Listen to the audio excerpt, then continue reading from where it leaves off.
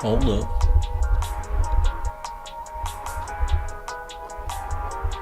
Wavy! Yeah. Oh my God! Bayonetta 3. I never thought I'd live to this day. Jesus Christ. So many people have died in this world waiting on this game. Man, yo.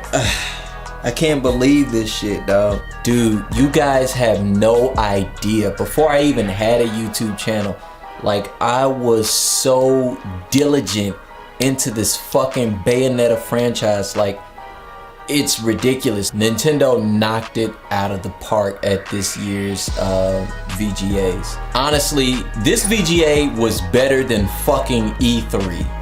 It was that damn good. Like, I was thoroughly impressed. I think we got Bloodborne 2 teaser. Not entirely sure, but it's a From Software game, and a lot of people think it's Bloodborne 2. No Devil May Cry 5, but we did get a Bayonetta 3 announcement. And honestly, you can't really argue with that, man. That's a really good trade-off. This video is gonna be about the announcement of Bayonetta 3. The first thing I want to do is dissect this trailer, you know, give some thoughts on what the hell is actually going on. But without further ado, let's take a look-see at this trailer. Gah! Gah! Now, these teaser trailers are actually kind of traditional to the Bayonetta franchise as a whole. Every single Bayonetta entry has had the exact same kind of like format when it comes to the teaser trailer. If you've never seen the franchise or never heard of the franchise, you wouldn't be able to like really tell the difference between the first, second, and third trailers, other than like very particular details in terms of who's Bayonetta actually shooting at and stuff like that. But anyways, so let's get into it. Alright, so the trailer starts out, and I already knew it was Bayonetta the second I saw the full moon, because each and every trailer starts out with the moon. Like, they start out with a full moon and the camera panning back with the platinum insignia, you know, their logo.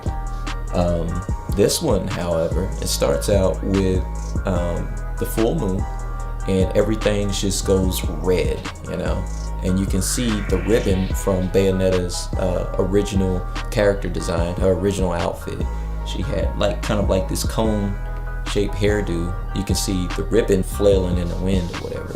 After that, you see the ribbon tear, and so that kind of signifies to me that there's gonna be like a dire situation going on here. It's like seeing Superman's cape torn in half or something like that. That's basically what that is supposed to signify. All right. And so we continue with the trailer. It opens up with Bayonetta. What looks like she's attempting to block some kind of blast or an attack from some unknown enemy, right? And another thing is that her original guns are no longer called Scarborough Fair, which is based off an old folklore tale, I think.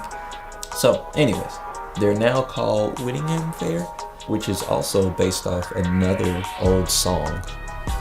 Alright, so she attempts to block this blast, alright, with her guns, and she's unable to withstand the blast apparently, and just is blown away. And when you freeze frame the actual image of Bayonetta when she's trying to block it, you can see that she's covered in blood. Like, she has blood on her face. Now this is very, very telling of what kind of theme that they're trying to go with this Bayonetta, which is a very serious theme. So like, Bayonetta's life is on the line, like she's struggling to survive. And that's interesting because Bayonetta is always depicted as seen as this strong, you know, untouchable, very stylish character. Even at her worst, I've never seen her like bloody, like ever. There's even in Bayonetta 1 or 2, she's never been covered in blood like she's depicted here. So this is a very serious tone that they're going with. And so she's blasted multiple times, and she's attempting to try to block all this stuff, but failing miserably, and trying to slide back and regain her footing. And she gets back up and she starts shooting at whatever the opposition is. Now, when she's shooting, you can also freeze frame and you can see all of this stuff going on. All right. And again, if you freeze frame every shot, you can see, she's like tense, like she's super tense. She's trying to fight for her fucking life. It looks like whatever this opponent is, it has to be bigger than Jubileus, bigger threat than Aesir, the god of chaos. It has to be bigger than that. Enjoy, not sir. Whatever this is like apocalyptic doomsday kind of deal, which is kind of weird to think about, because all the other bosses that she's fought, all the big, mythological beings that she's fought in the past were extraordinarily powerful. So to even, I don't even know how they can top some of these guys, but I'm pretty sure that Platinum Games is going to do a bang up job of making sure that, they give that, depiction of absolute destruction and power that this opponent apparently has now. And so once she shoots the bullets, just like in the older Bayonetta videos, the camera pans around the bullets that she shoots. The camera pans around the bullets and, shows like these, cool angles in slow-mo, kind of like Matrix style. But the bullets stop and are like crushed, broken in half into like through this purple electric storm, it looks like, Then you briefly see whoever the antagonist is and a flash of light, And then right after that, they do the patented, low angled shot at Bayonetta's feet, and her feet slam down. Her heels for her guns slam down onto the screen, but this time it's not 1 foot. Usually it's 1 foot, it shows both of her feet, both of her legs just, standing still, and then all of a sudden she collapses. And not only does she collapse, but it seems like she is either decapitated or like something happens to the point where her legs are removed from her body. And this is weird to even think about, but yeah, maybe she's teleported or something like that.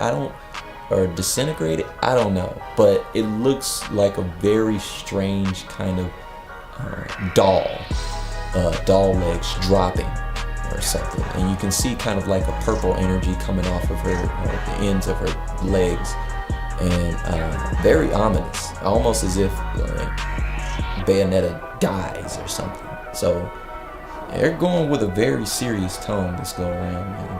Then you see the symbol of the Umbra Witch's insignia, which is a symbol for Bayonetta, and you see it crack.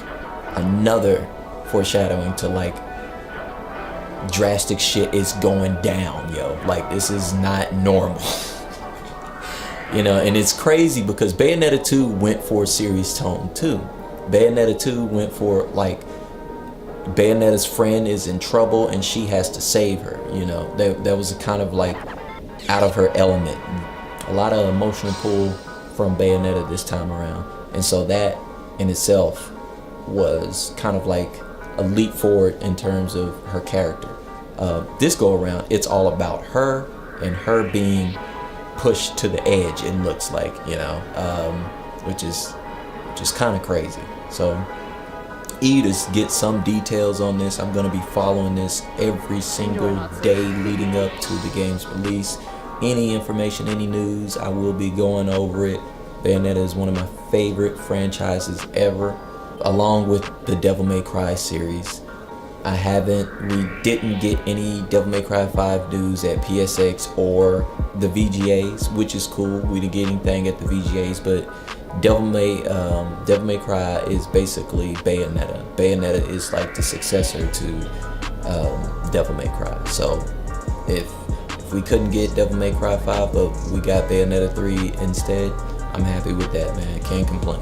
On top of that, Bayonetta 1 and 2 are going to be announced for the Switch, which is awesome. I just traded in my original Bayonetta 1 and 2 that was on Nintendo Wii U for like store credit at GameStop, just to go towards the Switch version, which I'm pretty sure is going to more than likely run better in some areas.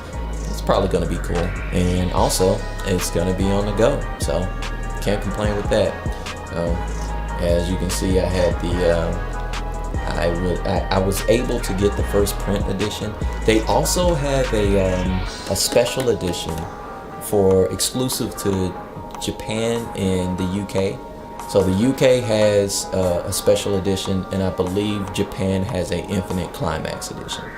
Not entirely sure, but they should be exclusive to those regions only. The US, apparently there's not much Bayonetta love out here, I guess, which is one of the reasons why, you know, I'm making this video to begin with, to get people interested.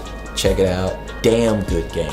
Damn good. I remember the first time I found out about Bayonetta. Bayonetta was just a demo that I randomly ran into on PSN, and ever since then I was like hooked. I played the demo. I was like, what is this game? Tried it out.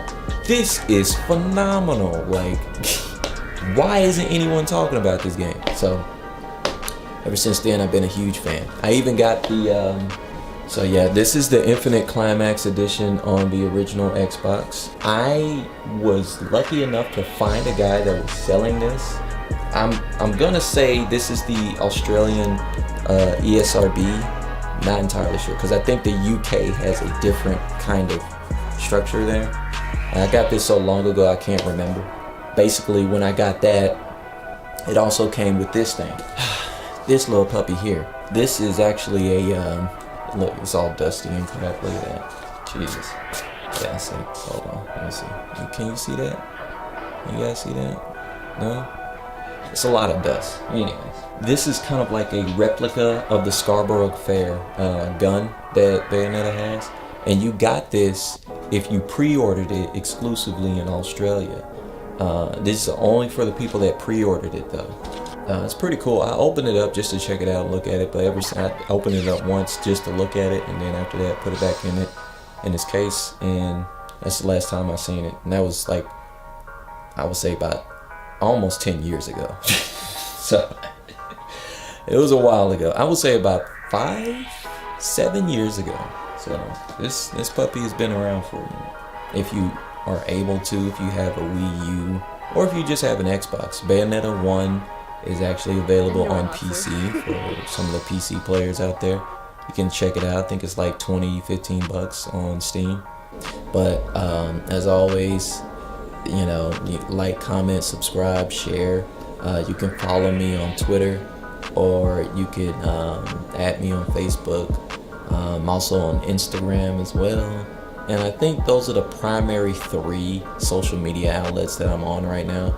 And yeah, so that's about it. That wraps up the whole analysis. Pretty stoked for this game, man.